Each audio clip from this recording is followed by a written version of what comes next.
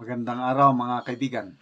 Meron po tayong available stock ng ating dark chocolate o Tablia Sikwate. Pwede kayong mag-order sa number na ito, 0916-9000-997. Limited po ang stock, kaya first come, first serve basis ang pag-order. Hindi po ako nagnenegosyo nito dark chocolate o Sikwate Tablia. Umiinom lang ako araw-araw nito, napakasarap, napakasustansya. Gusto ko lang din matulungan ang mga farmers sa Bukidnon na nagtatanim ng kakao. Okay, ito. Gusto kong i-share itong post ni General Pilimon Bondeles Escobal. Nahuli ka mga pulis kasama sa nag-aresto kay PRRD, umiiyak. Grabe, dito mo makita na hindi mo mapigilan talaga ang pagmamahal ng men and women in uniform sa dating presidente. So, natin Yan. Naiintindihan mo. Umahanap mo mga presidente. Alam mo ang trabaho. Trabaho is trabaho. Trabaho nila. Alam nila ito. That's really ito. Wala lang pilitan na respetuhan lang. Anyway, kung hindi nila ako patay, at life is bigla lang. Sila na naman ang nasa nabila. Bawat wala ako. Alam naman nila ang possibility niyan. It's just a matter of months actually. Kung manalo si Inday pagka-presidente, sa akin ito po pulutin ang mga ito. Ubus ito. Iya, kailangan si... Ito na, I-close up na yung mga pulis na umiyak. Kailangan, hindi na mapigilan si Inday. Tatakbo ng presidente. Lalo na ngayon, hindi ng simpatiya. Puta, yan. Ito na, yan. Mga umiiyak na yan, Nakayuko. Ilang months na, ibang presidente na naman. Saan gusto po pulutin ito? Ang problema, Yan, klaro, umiiyak, katrabaho lang ito. Happen to be, ako, naiintindihan ko. Kaya, sinabi ko, this madness has to end. Ano lang kasi sa...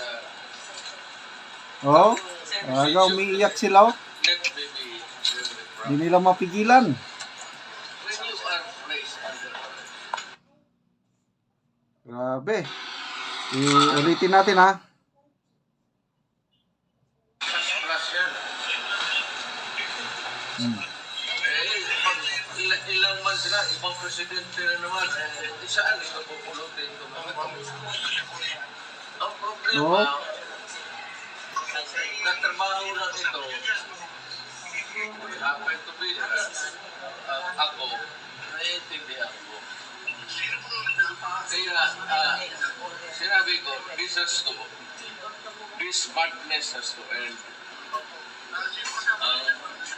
Ano lang kasi sa ang procedure kasi. Nakakaiyak din. Parang maiyak-iyak na rin ako. When you are raised under Ano kayang gagawin nila sa pulis, mga pulis na yan na nakitang umiyak? Baka, I don't know, sana hindi naman nila, kasi when you love somebody, kahit anong gawin mo, lalabas talaga yung pagmamahal. Nakakaawa ating mga pulis, sumusunod lang sa kanilang tungkulin. Kaya lang, yung tibok ng puso, hindi mo yan mapigilan. So nag-uumapaw ang pagmamahal ng mga, hindi lang sila makapagsalita, yung mga nasa active service, men and women in uniform, but yung damdamin nila, buhay na buhay. Alam nila kung ano ang nangyayari sa ating bayan. Alam nila kung ano ang nagawa ng dating Pangulong Rodrigo Roa Duterte. Magbasa tayo sa mga comments dito ha. Perlas ng Silangan, kawawa naman ang mga nadadamay. Carlos Kita, kilala ko ito, dating general. A former president and any citizen of this country deserve respect. Dapat tratuhin si FPRRD with dignity. Failed state na ang Pilipinas at kailangan sa ibang bansa litisin si FPRRD. Kalabisan ang ginagawa ng administrasyong ito. Charlito Rosales Gritar, yan si Torre nangarap magiging chief PNP pero hindi mangyayari yan dahil marami pa senior sa PNPA 1991. Ka na lang mayroon sa senior sa iyo. Dati yan, lieutenant pa. Melvin Hernandez, lost my respect to PNP and AFP. Wala ang mga katulad ni Gringo na lumalaban para sa bayan. Why they have to follow orders that are wrong and unlawful in the first place? Iris Jade, ngayon nyo sabihing walang ginawang mabuti ang isang PRRD. War on drugs, build program, tax reform, free education, universal access to quality and tertiary education act, health and universal health care, Bangsamoro organic law, foreign policy shift, COVID-19 response, anti-terrorism act, reduction of crime rate, economic growth, marami. Siraysay niya yung ano. So, salamat sa mga men and women in uniform sa active service na nagmamahal kay dating Pangulong Rodrigo Roa Duterte. Salamat din Sir General Escobal sa mga pag-a-update mo sa nangyayari kay dating Pangulong Duterte. Mga kaibigan, salamat sa inyong panonood sa ating channel. Nakakatulong kayo ng malaki sa tribong Talandig. Ang income sa channel na ito ay tinutulong natin sa tribo. Namimigay tayo ng yero at pako para ma-repair ang sira-sirang bahay ng mga tribo. Sa panoorin nyo ang video na ito, kabalikat kayo sa pagtulong. Mao na ni ang nahatag ni Auntie nga lansang o kana dayon si Agaw, mao na ang nahatag sa ilaha nga lansang og mauna ni ang mga stock sa among balay nga lansang 5, 2, 3 og 2. O mao na ang nahatag, so karon magkuha sila og yero. So mao na ni ang yero nga stock sa among balay, so nagkuha na sila og yero. Duha ka pamilya ang nagkuha karon nga adlaw.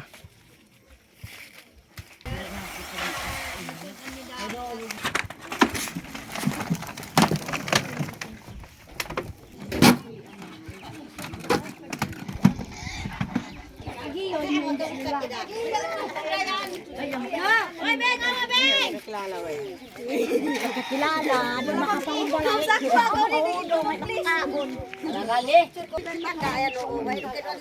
Uy, bata! Nabanggaan.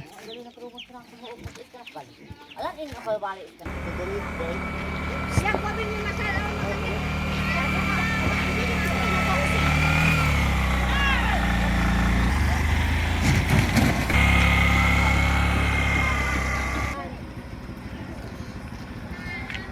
Sa duha ang tag-iyaan ay giusa ra og karga sa bao-bao. Kuya tibal kiti. Ugate.